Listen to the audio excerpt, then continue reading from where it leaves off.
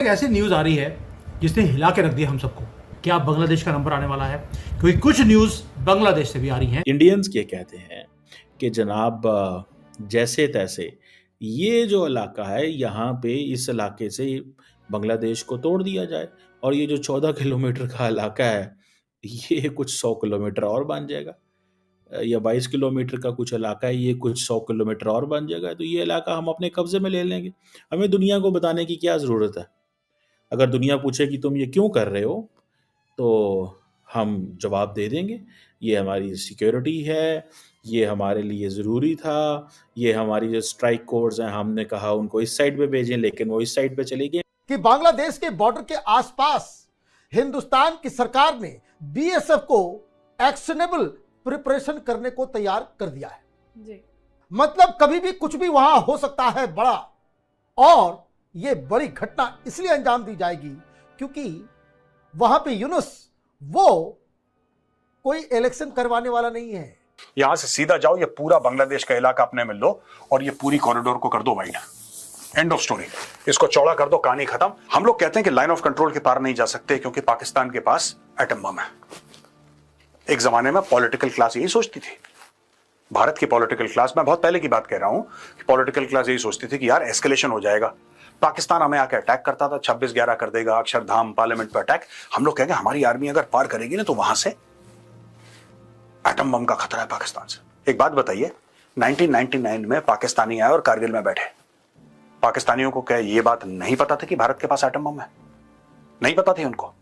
बिल्कुल पता थी, लेकिन आ गए ना क्योंकि उनको पता था। दोस्तों देखिए, न्यूक्लियर थ्रेशोल्ड होता है, जब तक आप थ्रेशोल्ड के नीचे वॉर करेंगे it is an assumption that nuclear conflict will not take place. ये एक मोमेंटम क्रिएट किया जाता है, अवाम का मूड बनाया जाता है, बताया जा सकता है कि हम ये करते हैं, हम ये करेंगे, हमारी ये कैपेबिलिटी है, हमें ये करना चाहिए। एग्रेसिव पोस्चर जो एक प्राइम मिनिस्टर मोदी की जो टेन्योर है या प्राइम मिनिस्टर मोदी का जो इरा है उसको हाईलाइट करता है कि ये किया जा सकता है, क्योंकि ये इंडिया की ये जो जियोपॉलिटिकल वल्नरेबिलिटी है या एक पोटेंशियल चोक पॉइंट जो है इसको कट ऑफ करने की बातें की जाती हैं। ये एक इस तरह की चीज़ है जो जिसे वो कहते हैं ना, अब देखें अगर आप ये जो बॉर्डर ये मैंने लगाया हुआ है मैप, इसमें आप देखें भूटान बिल्कुल साथ है, नेपाल बिल्कुल साथ है और इंडिया का ये जो ऊपर आपको येलो एरिया नज़र आ रहा है, यू कैन सी कि ये इस तरह की जो पोजीशन है ये आगे म्यांमार से कनेक्टेड है या बांग्लादेश की साइड पे कनेक्ट है। तो वो जो मोहम्मद यूनुस ने बात की है कि आए हम समंदर हमारा है, जिसने आपको जो चाहिए वहाँ से लें आके, ठीक है? ये चीज़ ज़ाहिर बात है इंडियंस को बहुत बहुत बहुत ना गुज़री और इसमें जितने भी नॉर्थ ईस्ट की लीडर्स हैं उन्होंने क्योंकि वो लैंडलॉक्ड हैं, उनकी वो समंदर कनेक्ट नहीं है, तो इंडिया कहता है, बांग्लादेश कहता है जी आपको समंदर चाहिए, हम आपको समंदर देते हैं। ठीक है ना जी। युद्ध मिसकम्युनिकेशन के कारण ही होते हैं।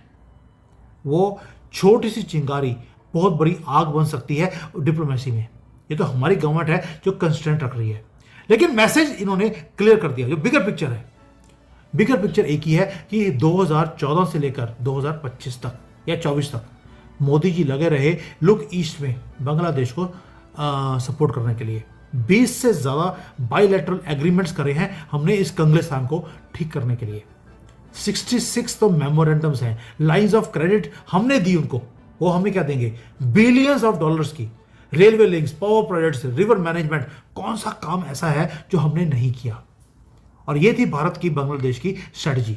इकोनॉमिक इंटीग्रेशन भारत की और बांग्लादेश की करने की कोशिश करी और काम हुआ भी शेख हसीना के साथ, सिर्फ इसलिए कि कहीं चाइना का इन्फ्लुएंस बांग्लादेश में इंक्रीज ना हो जाए। और हमारे टाइज बहुत ज़्यादा स्ट्रांग थे, शायद ज़रूरत से ज़्यादा स्ट्रांग हो गए थे। तभी जब जिहादियों की गवर्नमेंट वहाँ पर बिठाई गई सीआईए की तरफ से, उसका काम एक ही है, भारत के साथ सारे रिलेशंस को तोड़ दिया जाए। आईएसआई आपको वहाँ पर घूमती हुई दिखती है हमारे बॉर्डर के ऊपर, वो भी बांग्लादेश में।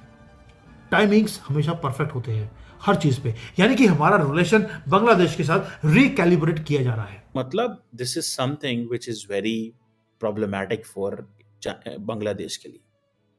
यूनुस साहब के लिए इंडियंस बड़े नाखुश हैं, सख्त किस्म के। लेकिन यूनुस ये क्यों चाहते हैं? ये रीजंस हैं कि बिमस्टैक में कोई मुलाकात नहीं है, पहली बात। सार्क को एक्टिवेट नहीं करने दिया जा रहा। मुसलसल बांग्लादेश के हवाले से जो अभी हाल ही में अमेरिका की जो डायरेक्टर नेशनल इंटेलिजेंस आई थी, उनके बारे में बयान दिलवाए गए माइनॉरिटीज़ के हवाले से, वो एक नैरेटिव उनके सामने है। फिर इंडियंस ये भी कहते हैं जनाब कि वो आईएसआई का जो डेलीगेशन आया था उसको चिकन नेक में लेके गए थे।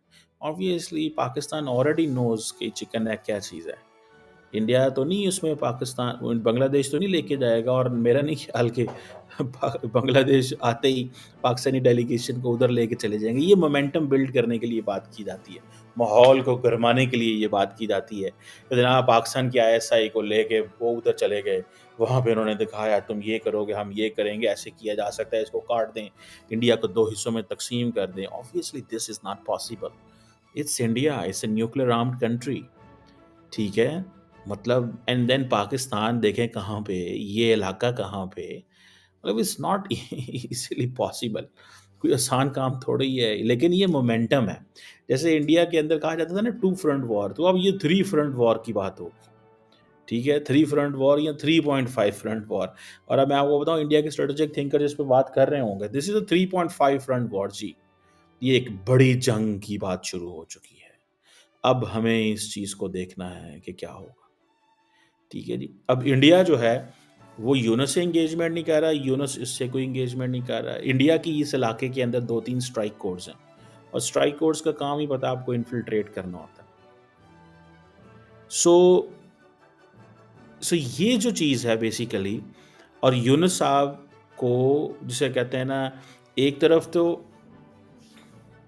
मोदी साहब प्रेशर डलवा रहे हैं अमेरिका से, यूरोप तो फिलहाल कोई ऐसा वो भी कोई खुल के नहीं बोल रहा, लेकिन यूरोप की तरफ से भी प्रेशर है। लेकिन बाद में जैसे हमारी हमेशा से हमारा एक स्टाइल रहा है, हमारी एक आदत रही है कि हम अपनी की हुई गलतियों को किसी तीसरे के सर डाल देते हैं और हम कहते हैं जी हम तो बहुत अच्छे, उसने ऐसा कर दिया, हम तो जी बहुत बेहतरीन लोग हैं, लेकिन हमारी कोई गलती नहीं, हम तो फरिश्ते हैं, हमसे तो कोई गलती हो ही नहीं सकती।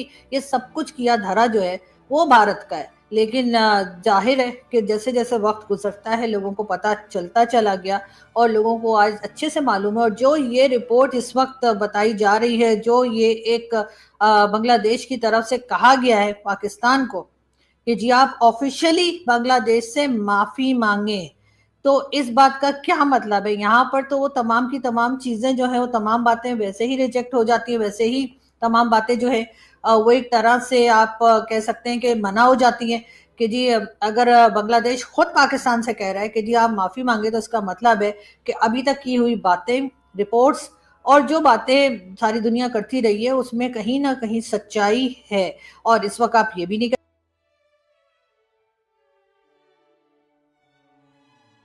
सुधांशु जी जैसी याददाश्त के लिए क्या करना चाहिए? क्योंकि वो न सिर्फ किताब बताते हैं, जाके किताब पढ़िए डॉक्टर अंबेडकर की हु वर शूद्रास, फिर चैप्टर बताते हैं, फिर बताते हैं चौथी लाइन पे जाके पढ़ लेना, chapter number 1 page number 1 paragraph number 3। तो इतना मेमोराइज कैसे होता? Wikipedia of Indian politics Sudhanshu Trivedi ji का। ऐसा हुआ कि आप किसी डिबेट में गए, कुछ गलत निकल गया और फिर आपको लगा कोई बात नहीं, इनको कौन सा पता है, हमारे वेदों में क्या क्या लिखा है? क्योंकि दुनिया में जो जो प्रूफ होता है सुधांशु जी कहते हैं हमारे वेदों में लिखा हुआ है। तो एक बार सुधांशु जी बता दें कि ये रह गया ताकि पेटेंट करवा। अच्छा प्रश्न किया है। नेहरू जी ने और कितनी गलती की थी? भी होता तो होता, नेहरू जी पे डाल दिया गया, उन्होंने ये किया था। नेहरू जी में हिटलर की झलक दिखती, 0 वोट मिले नेहरू जी को, वो नेता जिसको उसकी पार्टी में किसी ने नेता नहीं माना। नेहरू जी और मोदी जी में बराबरी नहीं हो सकती। तक्षशिला या नालंदा जैसी यूनिवर्सिटी आप लोगों ने क्यों नहीं बनाया? अब तो 11 साल हो गए। बार बार ये कहा जाता है कि मुगलों ने भी इस देश को बहुत कुछ दिया, लाल किला, ताजमहल, कुतुब मीनार दिया है। रेगिस्तान वालों को, रहने वालों को बाढ़ से बचने की टेक्नोलॉजी पता थी।